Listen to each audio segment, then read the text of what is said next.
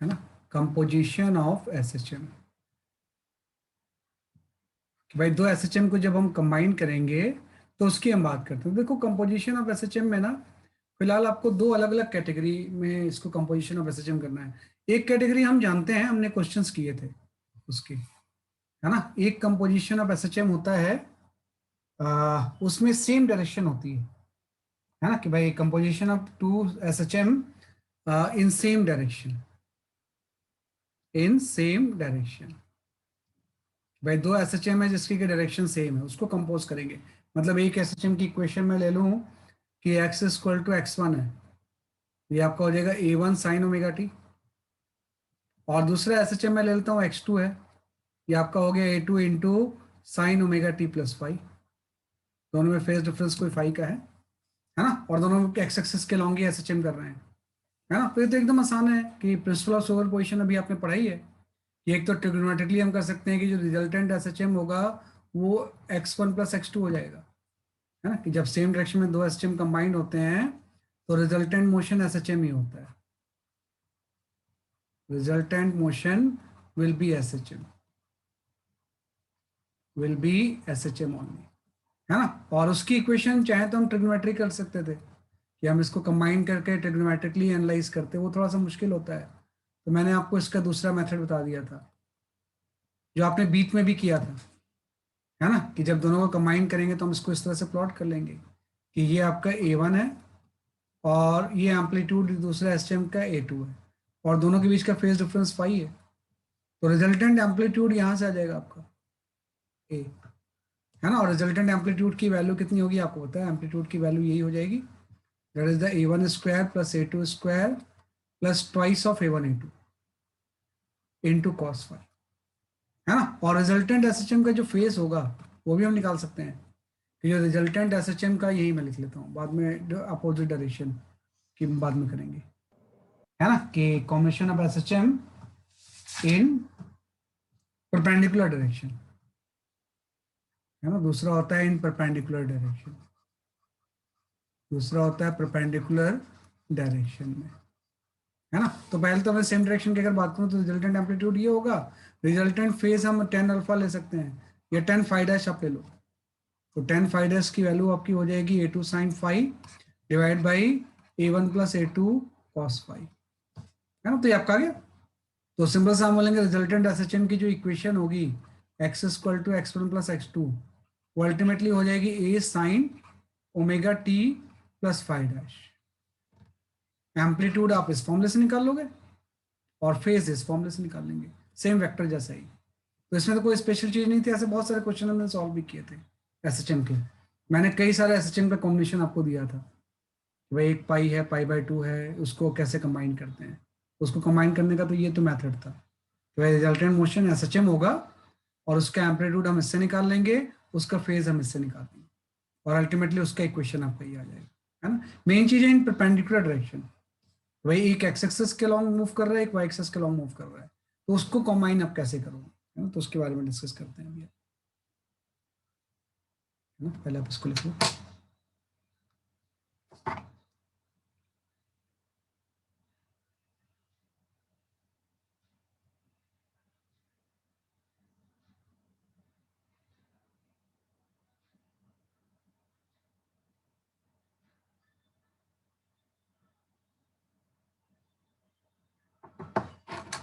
है ना, तो चलो नेक्स्ट में आ जाते हैं हम, composition of SHM in perpendicular direction. We can talk about the composition of SHM in perpendicular direction, perpendicular direction. Perpendicular direction में एसएचएम का कंपोजिशन कैसा होगा, तो भी आसान है, आप एक एक्स ले लो एक वाई ले लो। आपने ले लिया x equal to a sine omega t ले लिया, और वाई इक्वल टू आपने ले लिया ए साइन ही ले लो आप इसमें भी, A sine omega T plus five. मतलब एक एक्स एक्सिस के लॉन्ग एसएचएम हो रहा है, एक वाई एक्सिस के लॉन्ग हो रहा है, तो इसको आप कैसे कंबाइन करोगे, है ना। तो इसके लिए थोड़ा सा मैथमेटिक्स हम यूज कर लेते हैं, क्योंकि अब एक्स एंड वाई हो गया ना, इसका एम्पलीट्यूड भी अलग अलग ले लो आप, कि इसका एम्पलीट्यूड a1 है, इसका एम्पलीट्यूड a2 है, और दोनों में फेज डिफरेंस कितना है बेसिकली आपके फाइव का है ना, कि दोनों में फेज डिफरेंस कितना है बेसिकली आपका इस तरह से आपका फाई का है ना। तो आप थोड़ा ध्यान दो कि इसमें जो वाई वाला टर्म था इसको हम एक्सपेंड करके लिख सकते हैं ट्रिग्नोमेट्रिकली। अगर हम कंबाइन करें तो मैं इसको लिख सकता हूँ A2 into sine omega t cos phi plus आपका हो जाएगा cos omega t and sine phi. ये आपका आ गया। और साइन ओमेगा टी चूंकि दोनों को कंबाइन करना है आपको, तो इससे टाइम गायब करना होगा आपको, वाई और एक्स में रिलेशन चाहिए। तो जो साइन ओमेगा टी और कॉस ओमेगा टी है उसकी वैल्यू आप यहाँ से लिख सकते हो। आप थोड़ा ध्यान दो, जो साइन ओमेगा टी होगा इसकी वैल्यू तो एक्स बाई A1 हो जाएगा, और साइन ओमेगा टी पता है तो कॉस ओमेगा टी आ जाएगा। कॉस ओमेगा टी की वैल्यू जो होगी ये आपकी हो जाएगी under root of 1 minus x square by A1 square. इसको आप यहाँ पुट कर दो, तो यहाँ से y की वैल्यू आपकी आ गई A2 इंटू, है ना, x by A1 into cos five plus यहाँ पे आपका आ गया under root of 1 minus x square by A square, है ना, पूरा mathematical calculation into sine five आ गया, है ना, इंटू क्या आ गया एक्चुअली आपका साइन फाइव आ गया, है ना। तो इस तरह से आपने इसको लिख लिया। इसी को थोड़ा सा अगर मैं इक्वेशन फॉर्म में लिखना चाहूँ इस पूरी चीज को, है ना, कि भाई इस पूरी चीज को अगर मैं इक्वेशन फॉर्म में लिखना चाहूँ, है ना, कि भाई ये चीज लिखने के बाद भाई ये तो आपकी वाई की वैल्यू आ गई। अब थोड़ा सा इसको इधर उधर ले जाएं अगर हम, है ना, तो मैं यहाँ पे इसको इक्वेशन फॉर्म में ऐसे लिख सकता हूँ कि y by A2 minus x by A1 into cos phi equal to हो जाएगा under root of 1 minus x square by A1 square into sine phi. अब इसको आप स्क्वायर कर दो दोनों तरफ, है ना, दोनों तरफ हम क्या कर लेते हैं स्क्वायर ले लेंगे, है ना। तो जैसे हम दोनों तरफ स्क्वायर लेंगे यहाँ पे आ जाएगा बेसिकली आपका y by A2 minus x by A1 into cos five का होल स्क्वायर, है ना, इक्वल टू आपका आ जाएगा 1 minus x square by A1 square, है ना, इंटू साइन स्क्वायर फाइव, है ना। इसी को जब आप सिंप्लीफाई करोगे ना तो आपका ये अल्टीमेटली आ जाएगा। इसको आप थोड़ा सा ध्यान रखना, इसी पे ऊपर पूरी चीज बेस्ड है कि एक्स स्क्वायर बाई आपका आ जाएगा A1 स्क्वायर, है ना, प्लस आपका आ जाएगा Y square by A2 square, है ना, माइनस आपका आ जाएगा 2xy cos five by A1 A2, है ना, इक्वल टू आपका आ जाएगा साइन स्क्वायर फाइव। ये आपका आ जाएगा। तो ये मेन इक्वेशन आ गई कि भाई जब दो आप परपेंडिकुलर एसएचएम को कंबाइन करोगे तो रिजल्टेंट एसएचएम की ये इक्वेशन आ जाएगी, है ना, उसके रिजल्टेंट का एक्स और वाई में रिलेशन ये आ जाएगा। तो अब देखो ये जो इक्वेशन है या फंक्शन है ये इलिप्टिकल फंक्शन है आपका, है ना, कि ये किसका है बेसिकली आपका इक्वेशन ऑफ एलिप्स है ना, मतलब पार्टिकल जो मूव करेंगे किस में मूव करेंगे, एलिप्स में मूव करेंगे। तो ये जो होगा this the equation of the ellipse means combination से पार्टिकल मूव्स इन एलिप्स, है ना, ये आपके एलिप्स का इक्वेशन है ना। तो एलिप्टिकल पाथ मूव करेंगे अगर दोनों परपेंडिकुलर डायरेक्शन में मूव कर रहे हैं तो, है ना। बाकी अगर एक ही डायरेक्शन में है तो फिर तो एसएचएम ही होगा, लेकिन इसमें मोशन कैसा हो जाएगा, एलिप्टिकल हो जाएगा, है ना। तो ये मेन इक्वेशन आ गई जो कि हम इसको कंबाइन करके लेके आते हैं, है ना। तो कभी हो सकता है किसी क्वेश्चन में ये यूज हो, लिख लो आप इससे पहले। जस्ट मैथमेटिकल कैलकुलेशन है, कुछ भी नहीं है। मैथमेटिकली कैलकुलेट करके हमने टाइम को हटा दिया है, एक्स और वाई में रिलेशन लेके आए, है ना। ये आपका गैस। इसके बाद हम आ जाते हैं, ये जो इक्वेशन था इसी से अब फर्दर सारी चीजें आएंगी कि भाई आपका मेन इक्वेशन आ गया x square by A1 square plus आपका आ गया y square by A2 square plus आपका आ गया 2xy cos five by A1 A2, है ना, equal to sine square five आ गया आपका। अब इसमें केसेस हो जाएंगे, इसमें आपके केसेस अलग अलग हो जाएंगे कि हो सकता है कि फाइव किसी केस में जीरो हो जाए, है ना। तो जब फाइव किसी केस में जीरो हो जाएगा तो ये पूरा टर्म जीरो हो गया, है ना, कि किसी केस में फाइव की वैल्यू क्या आ जाएगा बेसिकली आपकी, सॉरी यहाँ पे माइनस साइन होता है, यहाँ पे साइन क्या हो जाएगा बेसिकली आपका माइनस होता है ना। तो अगर फाइव किसी केस में अगर जीरो आ जाए, है ना, कि अगर मैं बोलता हूँ कि फेज डिफरेंस दोनों एसएचएम में जीरो है तो ये आपका इक्वेशन आपका ये आ जाएगा y equal to A2 by A1 into x. मतलब ये जो मोशन होगा वो कैसा हो जाएगा, स्ट्रेट लाइन, कि जनरल फाई के लिए इलिप्टिकल था, लेकिन अगर फाई की वैल्यू जीरो होगी तो जब यहाँ पे फाई आप जीरो पुट करोगे तो ये जीरो हो जाएगा और ये आपका वन आ जाएगा। तो इससे जब आप सिंप्लीफाई करोगे तो ये टर्म आ जाएंगे आपके, है ना, कि इसको जब सॉल्व करोगे तो y equal to a2/a1 × x हो जाएगा। मतलब पार्टिकल स्ट्रेट लाइन के अलॉन्ग मूव करेगा ऐसे, है ना, कि स्ट्रेट लाइन के अलॉन्ग मूव करेगा, लेकिन परफॉर्म अभी अभी एसएचएम ही करेगा, है ना, कि परफॉर्म अभी भी क्या करेगा, एसएचएम ही करेगा ये। और उस एसएचएम की जो इक्वेशन होगी वो हम लिख सकते हैं कि उस एसएचएम का जो आर होगा, है ना, वो आपका ये हो जाएगा, आर इक्वल टू हो जाएगा √a1² + a2² into sine omega T, है ना, कि भाई स्ट्रेट लाइन के अलॉन्ग मूव करेगा लेकिन परफॉर्म में एसएचएम ही करेगा। तो उसका जो एम्पलीट्यूड होगा वो ये हो जाएगा √a1² + a2²। और जो बाकी एसएचएम की इक्वेशन तो होती है ना, तो इस तरह से हम लिख सकते हैं इसमें, है ना। तो भाई एक्स और वाई हम जानते हैं कितना है। भाई अगर वाई जीरो है तो बेसिक इक्वेशन से आप आ जाओ, एक्स की वैल्यू आपकी कितनी हो जाएगी, a1 साइन ओमेगा टी, और वाई जो हो जाएगा वो a2 साइन ओमेगा टी हो जाएगा, डेल्टा जीरो है तो जो x² + y² होगा अंडर रूट, यही तो आर हो जाएगा। किसी भी टाइम में इसका जो पोजीशन वेक्टर होगा तो उसकी वैल्यू यही तो आ जाएगी √, है ना, a1² + a2² into sine omega T. मतलब स्ट्रेट लाइन के अलॉन्ग मूव करेगा। किसी केस में फाई हो सकता है कि आपका पाई हो जाए, तो फाइव पाई होगा तो कोई फर्क नहीं पड़ेगा, y equal to -a2/a1 × x आ जाएगा। मतलब एसएचएम जो होगा वो निगेटिव स्लोप के अलॉन्ग ऐसा होने लगेगा, बाकी सारी चीजें सेम ही रहेंगी। किसी केस में फाई हो सकता है ना, कि फाई जैसे आपने जीरो बोला तो भी स्ट्रेट लाइन, और 1/पाई बोला तो भी स्ट्रेट लाइन। किसी केस में फाई आपका π/2 भी हो सकता है, तो फाई π/2 यहाँ पुट कर दो आप, ये वाला टर्म तो वन हो गया और ये वाला पूरा टर्म जीरो हो गया, तो मतलब इलिप्स की इक्वेशन आ गई x² / a1² + y² / a2², है ना, इक्वल टू आपका वन आ जाएगा। तो इस केस में इलिप्स का पाथ हो जाएगा, है ना, कि पाथ जो होगा वो कैसा होगा, बेसिकली आपका इलिप्स का इस तरह से आपका, है ना, कि पार्टिकल जो परफॉर्म करेगा वो इस तरह से आपका इलेक्ट्रिकल पाथ परफॉर्म कर देगा, रिजल्टेंट जो पाथ होता है ना। ये जो चीज हो जाएगी ये आपकी 2a1 हो जाएगी, और ये बाउंड्री जो हो जाएगी वो 2a2 हो जाएगी, है ना, इस तरह से आगे। अगर फाइव इक्वल टू π/2 है, इसमें भी एक कंडीशन हो जाएगी और एम्पलीट्यूड भी सेम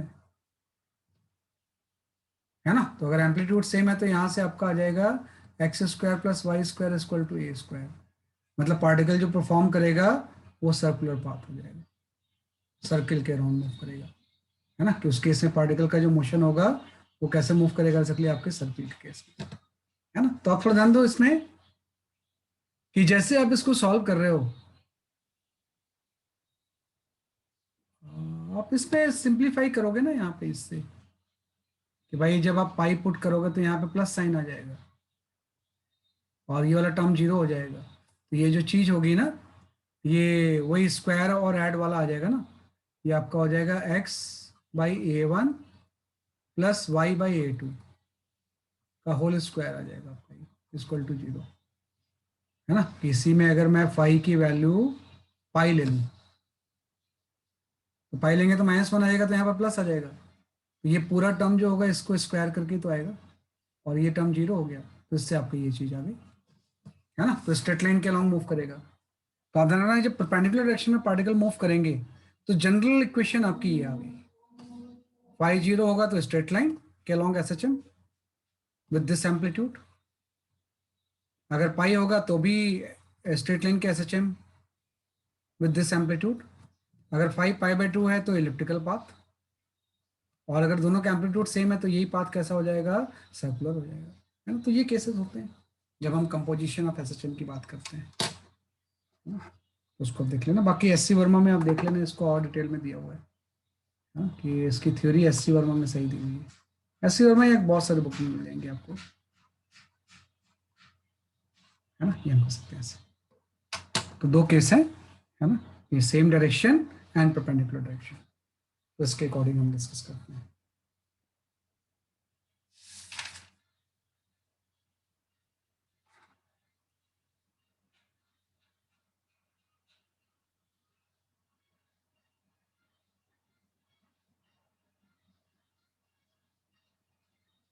ठीक है, ये हम कर सकते हैं इस तरह से आपको,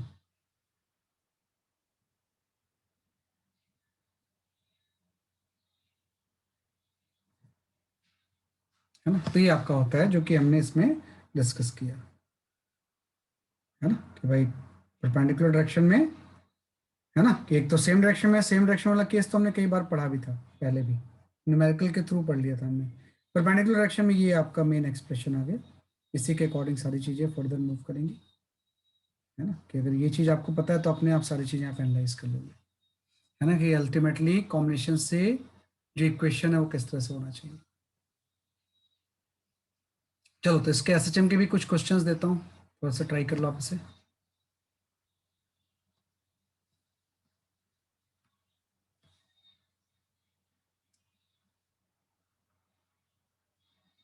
एसएचएम के देता हूँ, इसको मत करना भैया आप।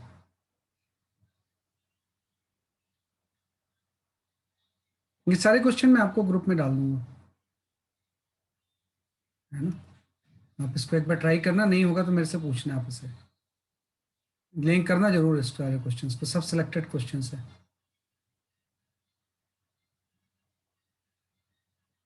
Okay, you can go for this question. अभी जो आपने पढ़ा उसी के ऊपर बेस्ड है ये।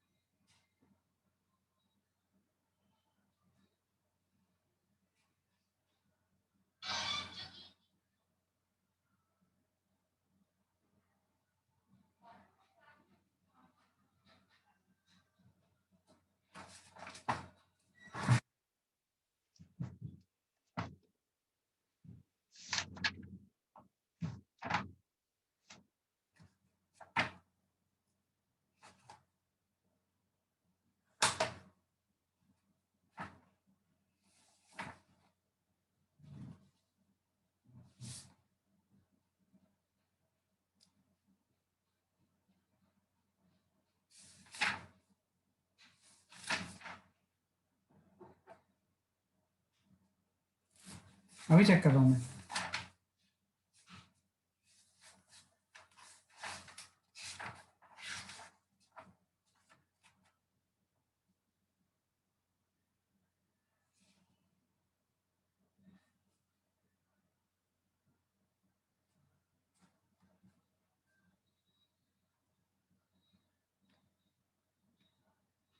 ना करते के ये आंसर तो सही नहीं है।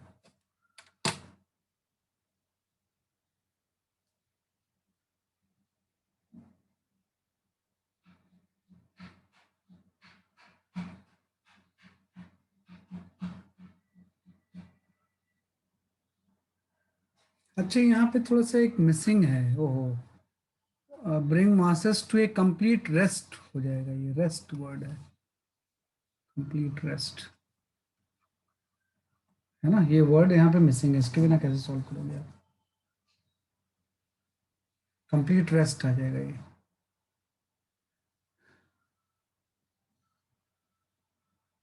कंप्लीट रेस्ट होगा यहाँ पे, है ना, आईटी का क्वेश्चन है ना, उसमें तो रेस्ट ही दिया हुआ है।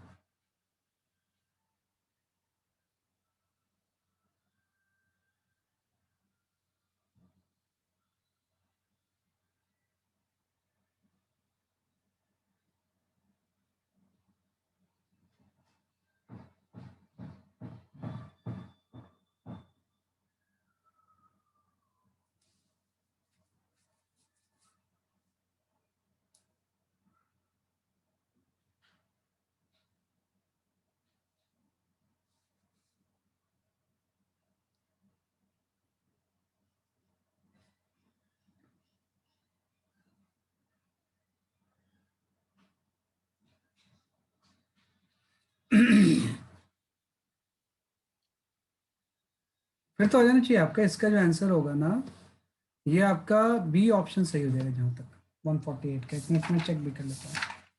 क्वेश्चन नंबर 148 का, हाँ बी ऑप्शन सही है। देखो कुछ नहीं इसमें है, एक एस एच एम जो है दूसरे से 2 पाई/3 एंगल पे है, और दोनों सेम डायरेक्शन में, तो हम ऐसे ही तो करते हैं कि अगर ये ए एम्पलीट्यूड है और दूसरा उससे 2 पाई/3 एंगल पे है, तो दूसरा ये एम्पलीट्यूड ऐसा हो जाएगा, और ये वाला जो एंगल होगा ये 2 पाई/3 हो जाएगा। तो मतलब कंप्लीट रेस्ट का मतलब एक और एस एच एम ऐसे कंबाइन कर दें ताकि इसका एम्पलीट्यूड जीरो हो जाए नेट। तो आपको तो एक थर्ड आपका ऐसा हो जाना चाहिए, इसका भी एम्पलीट्यूड ये होगा तभी तो इक्विलेटरल ट्रायंगल बनेगा। तो नेट एम्पलीट्यूड इसका जीरो हो जाएगा, तो थर्ड का एम्पलीट्यूड तो ए हो गया, है ना। वो तो दो ऑप्शन में है, बी और डी दोनों में है। वही ए था, इससे 2 पाई/3 पे दूसरा था। तीसरा अगर इक्विलेटरल ट्रायंगल कंप्लीट कर दे, नेट एम्पलीट्यूड जीरो हो जाएगा ना, मतलब रेस्ट पे पार्टिकल आ गया। अब उसका फेज हम देखेंगे, तो फेज ध्यान रखना, फेज का मतलब हॉरिजेंटल से हम एंगल ले रहे हैं ना 2 पाई/3, तो हम इसका एंगल हॉरिजेंटल से लेंगे, ये वाला पूरा, ये आपका ऐसा है ना। ये तो इसका फेज हो जाएगा कि हॉरिजेंटल से जो एंगल होगा वही क्या आ जाएगा, बेसिकली आपका फेज आ जाएगा, है ना। तो आप देखो कि ये वाला एंगल कितना हो जाएगा, पाई, पूरा 180 तो है ही, प्लस ये वाला एंगल, और ये वाला एंगल 60 डिग्री होता है ना, तो पाई प्लस पाई/3 हो जाएगा। मतलब इसका फेज जो हो जाएगा 4 पाई/3 हो जाएगा, है ना। तो मतलब थर्ड इक्वेशन का को हम ऐसा लिख सकते थे, x3 जो होगा उसका एम्पलीट्यूड ए रहेगा, साइन ओमेगा टी प्लस 4 पाई/3 हो जाएगा। तो आप तीनों को अगर हम कंबाइन करेंगे तो नेट एम्पलीट्यूड जीरो हो जाएगा, मतलब पार्टिकल रेस्ट पे आ जाएगा, है ना। कि पार्टिकल किस पे आ जाएगा, इसलिए आपका रेस्ट पे आ जाएगा, है ना? तो इस तरह से हम सॉल्व कर सकते हैं सर, ठीक है ना। तो ये कॉम्बिनेशन ऑफ एसएचएम इसमें यूज हुआ है, सेम डायरेक्शन वाला ही है। तो ऐसे क्वेश्चन आपको अटेम्प्ट करना है, ठीक है ना। तो आज के लिए इतने काफ़ी है। तो रोटेशन के क्वेश्चंस जो है ना, मैं वो आपको ग्रुप में शेयर कर दूंगा, बाकी क्वेश्चन आप ट्राई कर लेना। एसएचएम और वेव की ना एक प्रैक्टिस क्लास नेक्स्ट वीक और होगी, तो नीड नॉट टू वरी, इसके क्वेश्चन अभी हम और करेंगे, है ना, एसएचएम एंड वेव के, है ना। तो अभी इसको मैं नहीं करवा रहा हूँ, है ना। That's all for today, bye bye.